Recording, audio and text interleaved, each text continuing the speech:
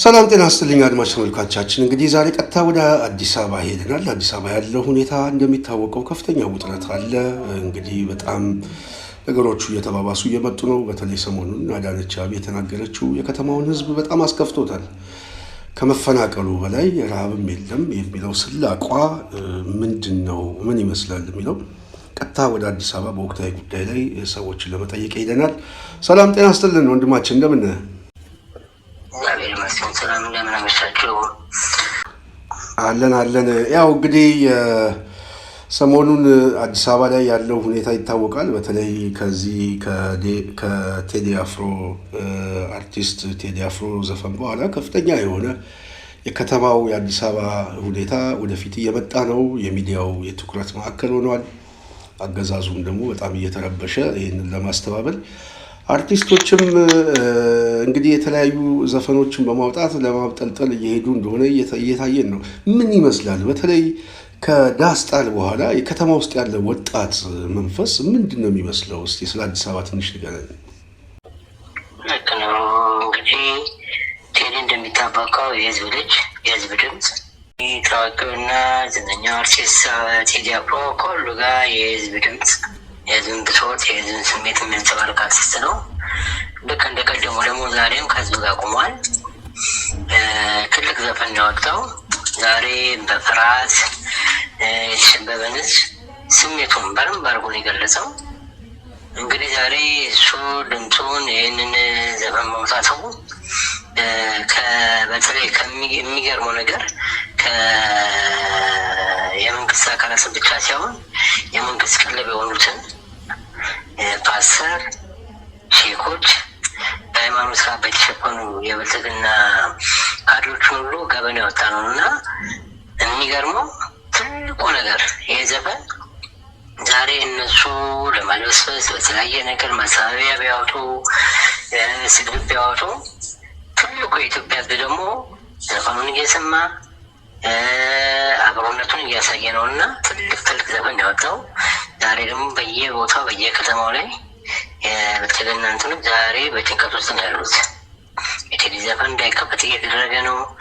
በተለይ አዲስ አበባ ላይ ትላልቅ ቤቶች ላይ ፈርመው ልጆች እንዲፈርሙ እየተደረገ ነው። በተለይ ዳስጣል የሚለው ዘፈን እንዳይከፈት የትኛውም ቦታ ላይ እንዳይከፈት እያደረጉ ነው።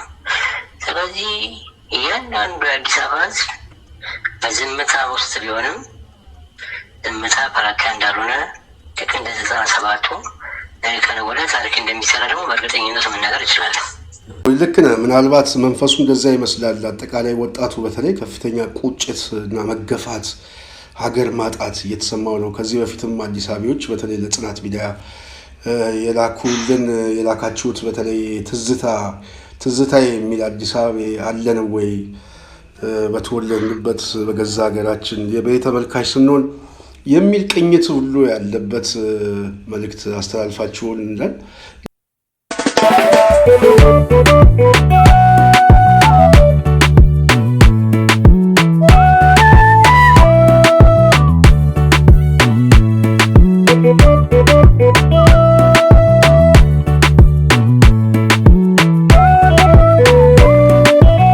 የአዲስ አበባ ልጅ ነኝ አማራጭ የሌለኝ ሌላ ገር የለኝ።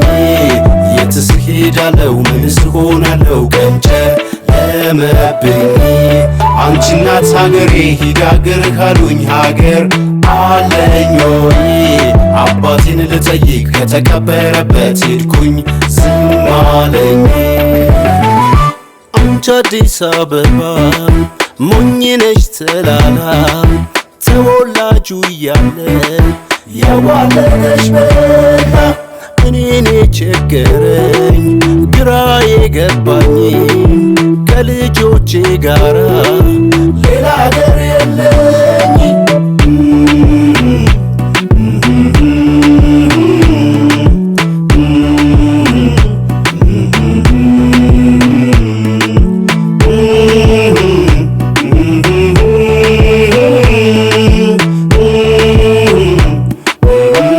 የአዲስ አበባ ህዝብ አጠቃላይ ሁኔታውን ስናየው በዚህ አገዛዝ ከቦታው እየተፈናቀለ በከፍተኛ ድህነት ላይ ከመውደቁ በላይ እንግዲህ ከተማው ላይ ድሃም የለም ረሃብም የለም። በጣም የተቸገረ ሰው ካለ መታችሁ እኛ የምግብ ማዕከል አለን እዛ ሄዳችሁ መመገብ ትችላላችሁ በሚል አዳነች አቤቤ እየተሳለቀች ነው። እንደው ምን እንደሆነ አላቅም። ጎዳና ላይ ወጥቶ ምግብ የሚያስለምን ምንም ምክንያት የለም። አዲስ አበባ ውስጥ እውነቱን ለመናገር እንደው ጎዳና ላይ የሚያስወጣ ምክንያት አዲስ አበባ ላይ በአሁኑ ሰዓት የለም። ከነኚህ ምገባ ማዕከላቶች ውስጥ ወደ አንዱ ጎራ ብሎ ትኩስ ንጹህ ምግብ የተመጣጠነ ምግብ መመገብ የሚቻልበት ከተማ። ይሄ ነገር የበለጠ ደግሞ ቁጭት እየፈጠረ እንደሆነ አንዳንድ ሰዎችም እየገለጹ ነው። ራሳቸውንም የተቃውሞ መልእክታቸውን እያስተላለፉ ነው። እንደው ይሄንንም ስታየው በአጠቃላይ አዲስ አበባ ላይ ያለው ፖለቲካዊ አስተዳደራዊ ጫና ሁሉ ያልታሰቡ አብዮቶች ወደፊት እየመጣ አይመስልም? ልክ ነህ። ምን አለ መሰለህ በትክክለኛ ነገር ትናንት ሴትዮ የተናገረችው ነገር በጣም አሳፋሪ የወረደ ተራ የፖለቲካ ቅዱሳ ነው።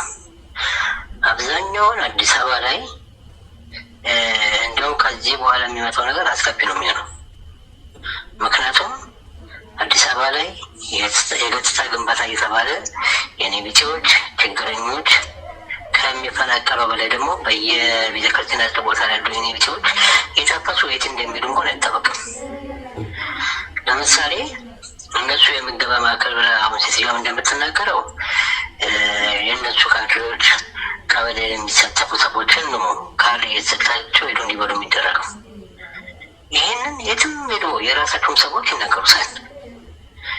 ይህንን የምገባ ማዕከል የምትለው በቀን 3 ሰዎች ይበላሉ የምትልበት ቦታ ላይ ሄዶ ሰዎች ያው የራሳቸው ካድሬዎች ካልተሰጧቸው የሚበሉት የትም ቦታ ላይ የኔ ቤት ያሉ ሰዎች ቤተክርስቲያን አጭር ቦታ ላይ ተቀምጠው ከቤተክርስቲያን ድዴ ሰላም ላይ የሚኖሩ ሰዎች እየታፈሱ ከከተማ እየወጡ ነው። ሁለተኛ ነገር ምንድን ነው? አዲስ አበባ ላይ የአዲስ አበቤነት የሚባለው ነገር ደብዛ ለማጥፋት ብዙ ስራ እየተሰራ ነው። ለምሳሌ ነገ ከነገ ወዲያ ላይ እንዲሁም ከምርጫ በኋላ ላይ ብዙ ነገሮች ሲሰሩ ነው ነበር። ቀደምት ቦታዎች ላይ የቀሩትን ቦታዎችን አዲስ አበባ ስሜት ያለበትን ቦታ ላይ ለማጥፋቱ ትልቅ ስራ ይሰራ ነው። ዛሬ የአዲስ አበባ ካነቃና ትልቅ እርምጃ ወስዶ ራሱ ለነጻነቱ የማይታገል ከሆነ አሁን ከነበረው የበለጠ አስከፊ ነገር ነው የሚገጥመው። ስለዚህ እያንዳንዱ የአዲስ አበባ ነቅቶ ራሱን ነገ ከነገ ወዲያ ከሚመጣበት አደጋ ከሚመጣበት መከራ ራሱን ይጠብቅ። ይሄ እንደ ቀላል የሚታለፈው ፖለቲካ ዝም ብሎ እንደዚህ እንደተራ አይደለም። ይሄ ለተራ ፖለቲካ ብዙ አይደለም የሚወራው የህልውና ጉዳይ ነው። ከዚህ በኋላ 2019 የሚመጣበት ነገር ከባድ መከራ ነው የሚመጣበት። ይንቃ ይቁም፣ ራሱን ከሚመጣበት መከራ ለመጠበቅ ራሱን ያደራጅ። ይህ ካልሆነ ነገ ከነገ ወዲያ የሚመጣበት ነገር ከባድ ነገር ነው። ይሄ የብዙ ሰዎች የጋራ ስምምነት ይመስለኛል። በተለይ ቅድም እንደጠቀስከው የምገባ ማዕከላችን ላይ መታችሁ ተመገቡ የምትለው አዳነች በዛ ደረጃ ህዝቡን አደይተውና አሰቃይተው ድሃ የለም ረሃብ የለም እያሉ በአንድ በኩል ግን 500-600 ሺህ ለችግረኞች ዘይትና ስንዴ ሰጠን እያሉ ደግሞ አውደ ዓመትን እየጠበቁ ፎቶ እየተነሱ ያሳያሉ። እና ችግረኞች አሉ ብለው ራሳቸው ይገልጻሉ። ድሃም የለም የራበውም ሰው የለም ብሎ ደግሞ ራሳቸው ይገልጻሉ። እና የዳቦ ጥያቄ እኮ የጠየቁት ባለፈው ጊዜ ቅርብ ጊዜ ሐኪሞች ናቸው፣ የመንግስት ሰራተኞች ናቸው። በአጠቃላይ እነዚህ ሰዎች የከተማውን ህዝብ አይነሳም፣ ለመብቱ አይንቀሳቀስም፣ ስለዚህ እኛን አያስጨንቀንም ብለው የንቀት ስሜት ስለተሰማቸው ነው ወደዛ ውስጥ የገቡት። አንዱ ይሄን እስቲ እንድታየው ነው። አንድ ነገር አለ። አሁን አብዛኛው ጊዜ ላይ በዓላት መጡ ጊዜ እርዳታ እንሰጣለን ይለዋል። እውነት ለህዝብ ነው። እነማን ናቸው ያንን ነገር እየተቀበሉ ያሉት? እውነት ለድሃ አስበው ከሆነ በአንድ ክፍለ ከተማ ላይ አሁን ያወጣን የሚሉት በአንድ ክፍለ ከተማ ላይ ከ100 ሚሊዮን በላይ ብር በላይ አወጣን ይለዋል። እውነት ለህዝብ ካሰቡ የ100 ሚሊዮን ብር እዛ ወረዳ ላይ ፕሮጀክት ተቀርጾ ቋሚ ገቢ መሰብሰብ አይቻልም ነበር? አሁን አሁን እየተደረገ ያለውን መሰለህ ተመጽዋች ማድረግ በተለይ እታች ያለው ማህበረሰብ በድህነት ከመታው ሁለታንተን እንደውም ማድረግ ተመጽዋችነት የቀበሌ ቤቶች ያለን ሰዎች እያስፈራራ ከነገ ወዲያ ቤት እንቀማለን እኛን ካልመረጥ እኛን ካልለቀቅ ዛሬም እየደረገ ይንን ያለው። ሁለተኛ ነገር ደግሞ ምንድነው ከባዱ ነገር የሆነው ምንድነው አዲስ አበባ ላይ እየሆነ ያለው ነገር ምንድነው? እነማን ናቸው ይህንን እርዳታ እየተቀበላሉት? ሰውን በድህነት መተ የብልጽግና ሁሌ ተመጽዋች ማድረግ እኔ ከሌለው ይህንን ነገር አልተገኙም፣ እኔን ካልለቀቅ ይህንን አልተገኙም። ለምሳሌ አሁን የትግርኝነት ጥያቄ እኮ ብዙዎቹ ጥያቄ አቅርበዋል። የኑሮ ውድነት፣ የትራንስፖርት ችግር መምህራኑ ይጠይቃል፣ ዶክተሩ ይጠይቃል።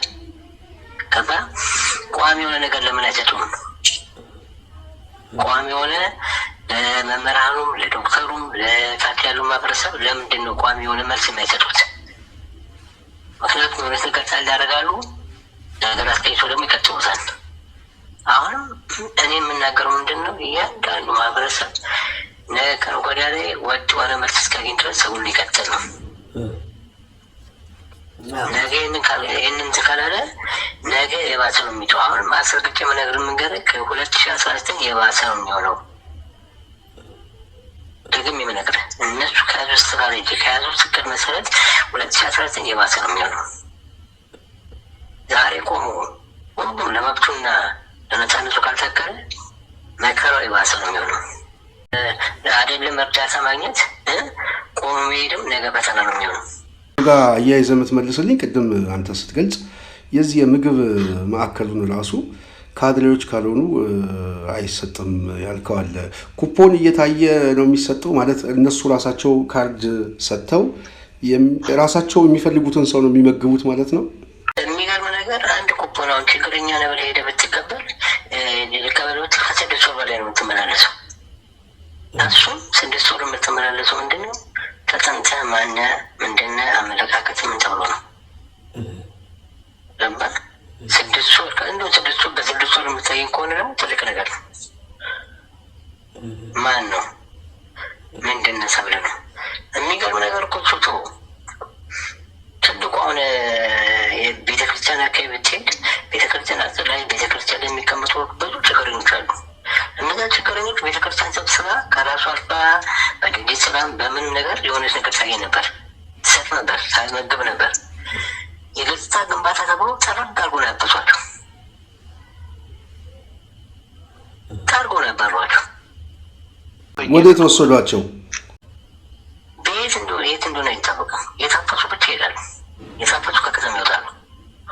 አሁን ቤተክርስቲያን አካባቢ ብትሄድ ቤተክርስቲያን ሰው ተመግባለች፣ እዛው ታሳድራለች፣ የለም ሰው።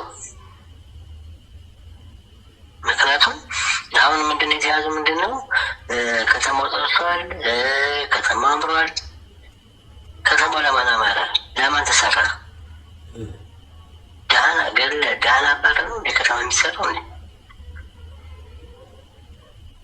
በተደጋጋሚ አሁን ብልጽግና የሚሉ በተደጋጋሚ እነሱ የሚወሩ ምንድነው እኛ ከተማውን ምዘረ የአዲስ አበባ ቃል በገባንለት መሰለኝ የአዲስ አበባ ቃል የገባው አፈናቅለኝ ብሎ እንዴ እኔን አባረሳል ተከለልኝ ብሎ እንዴ። ለምሳሌ ሳይክል መንገድ ይሰራል ምናምን ለማን የተሰራው? የትኛው ማህበረሰብ? ቀደም ነዋሪው ተፈናቅሎ ይለዋል። ለማን የሚሰራው? ለማን ያን እያደረጉ ያሉት? እና ከዚህ በፊት እንናገር ነበር አዲስ አበባ ላይ የሚሰራው ነገር ይሄ ምንድነው ንቅለ ተከላ ነው፣ ዴሞክራሲ ቅየራ ነው ሲባል ብዙዎቹ እንደቀልድ ነበር ያዩት። ይሄ ተረስ ነው ወሬ ነው አሉ። በቃ አዲስ አበባ ላይ ስራቸውን ሰርተውታል። ምን ኢኮኖሚክ ቅየራውን ቀደምት ቦታዎቹ ላይ አሁን የቀሩት የተወሰኑ ቦታዎች ናቸው። ቀደምት የሆኑ የአዲስ አበባ ላይ የፖለቲካ ሾናል የሚባሉ ሰፈሮችን ጨርሰውታል። ለምሳሌ እንደ ፒያሳ፣ እንደ 4 ኪሎ፣ እንደ ጨርቆስ ሁሉም ነገር ጨርሰው አሁን የቀራቸው ምንድን ነው ጫብጫብ ላሉትን ደግሞ ከ2019 ላይ በቀጠር ባውታል። ይሄ ከመሆኑ ቤት አዲስ አበባ ህዝብ ቆም ብሎ እንዲያስብ ለማንም ብሎ አይደለም፣ ስለ ራሱ ልና ሲል ከነገ ወዲያ አስቦ ለትግሩ አንድ ነገር ማድረግ ከመጥፋት ከነገ ወዲያ በባህሉ ሜዳ ከመርከዝ ቆም ብሎ እንዲያስብ ማድረግ ነው። ትክክል ነህ። በተለይ ቅድም ጥሩ ነው የገለጽከው። በተለይ ከተማው ህዝብ እየመጣበት ያለውን አደጋ አሁን ሁሉም ሰው እየተገነዘበ እንደመጣ ገልጸሃል። ታስታውስ እንደሆነ ከዚህ በፊት በተለይ በአዲስ አበባ ጉዳይ በስፋት ስንጨው ይታወቃል እና በተለይ ይሄ አገዛዝ ዋነኛ ፍላጎቱ የአዲስ አበባን የመሀል ሀገር ህዝብ በማጥፋት የራሱን የፖለቲካ መሰረት ለመትከል እንደሆነ በተደጋጋሚ ነው ስንገልጽበት፣ በዚህ ጉዳይ ስንታሰር ዋጋ ስንከፍልበት የቆየ ነው እና አሁን አብዛኛው ህዝብ ያ እኛ ስናነሳው የነበረው ሀሳብ በሚገባ ተረድቶ ወደ ቁጭት ውስጥ እንደገባ ነው የሚታየው እና ይሄ መንፈስ አሁን በጣም እያደገና እየተነቃቃ እንደመጣ ያሳያል። አንዳንዴ ምን መሰለህ፣ በዝምታ ውስጥ ብዙ ነገር አለ። አዲስ አበባ ላይ አሁን ጨዋታ የለም፣ ማውራት የለም፣ ከወሬ በላይ ነው ትልቁ ስራ። በመብራትና በምን ያለ ምንም ወሬ ምናምን ስላወራ እንደዚህ ነው እንደዚህ ነው ሲባል ምንም ትሄዱ።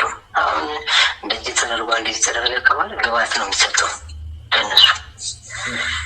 አዲስ አበባ ደግሞ ትልቁ ምልክቷ የአዲስ አበባ በዝምታ ውስጥ ስራ መስራት ነው። ስለዚህ ከነገ ወዲያ የአዲስ አበባ ከራሱ አልፎ ሌላው መሰረት የሆነ የለውጥ ኃይል ይሆናል። ይህ ደግሞ አትጠራጠር፣ ምንም ጥያቄ ነው። ትልቅ የሆነ ነገር ይመጣል። ያ ማዕበል ደግሞ እንዴት አድርጎ እንደሚጠርጋቸው እናያለን።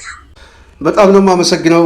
እንደው በመጨረሻም እንደው የምታስተላልፈው መልእክት ለአድማጭ ተመልካቾቻችን፣ በተለይ ለአዲስ አበባ ለወጣቱ ያው በተለይ ከዳስጣል በኋላ በጣም በከፍተኛ ደረጃ ወጣቱን እያነቃቃው ነው የመጣው። አሁን ቁስሉ እየገባው ነው የመጣው። ቁስሉ የገባው ህዝብ ደግሞ መብቱን መጠየቁ አይቀርምና ይሄ ስላስጨነቃቸው በከፍተኛ ደረጃ ድንጋጤ ውስጥ ነው ያሉት። በተለይ አገዛዙ ከፍተኛ ድንጋጤ ነው ያለው። ቲክቶከሮችን ሁሉ ከውጭ አስመጥቶ $5 ሚሊዮን መድቦ የገጽታ ግንባታ ለመስራት እየፈለጉ ነው። እንግዲህ ቅድም አንተም ያልከው በተለይ አዲስ አበባ ከተማ ችግኝ በመትከል አምፖል በማሳየት ዋነኛ ዓላማው ግን የከተማውን ህዝብ መንቀል እንደሆነ ሁሉም ሰው ስላወቀ ይህንን የማስተባበል እንቅስቃሴ ነው የያዙት። መጨረሻ ላይ ለከተማው ወጣት አንተም እንደገለጽከው አሁን ካለነው ወደፊት ይብሳል፣ 2019 ደግሞ የበለጠ የሚብስ ነው። ስለዚህ ምን ይደረግ፣ መፍትሄው ምንድን ነው ብሎ ለሚያስብ ሰው እንደ አንድ የከተማ ነዋሪ ምን ትመክራቸዋለህ? እንግዲህ አዲስ አበባ የሁሉ መገለጫ ነች፣ የሁሉ መንፈስ ነች፣ የሁሉ ልብ ትርታ ነች። አዲስ አበባን የሚያውቃት ተወልዶ ያደገባት መሰረቷን የሚያውቅ አዲስ አበባ ስትነፍስ ኢትዮጵያ ትነፍሳለች። አዲስ አበባ ስተዋራ ኢትዮጵያ ታወራለች። ይህንን ለማድረግ ደግሞ የአዲስ አበባ ብዙ የትግል ልምድ አለው። 97 ቀን ብዙ ልምድ አለው። ትናንትም በትግል ውስጥ የነበረን ያለንም የነበርን ከዚህ በኋላ ደግሞ ያፈራናቸው ሰዎች አሉ፣ ወጣቶች አሉ። ከነገ ወዲያ በትልቁ ለቀጣይ ትግል ነገ ከነገ ወዲያ ህልውናውን ለማስቀጠል ሁሉም ዘር፣ ሃይማኖት ምን ሳይል ቆሞ ይጠብቅ። ለሚቀጥለው ዝግጅት ለሚቀጥለው ትግል ራሱን ይዘጋጅ። ቆም ብለን በአንድነት በህብረት ከቆምን አይደለም እነዚህ መንደሪዎች ቅርና ትናንት ዋትንም ተጋብተን ብዙ ነገር ሰርተናል። ስለዚህ ሁሉም በአንድነት ይቁም። ተከታይ ትግል የመጣው ማዕበል ሁላችንም ጠርጎዴን ነው።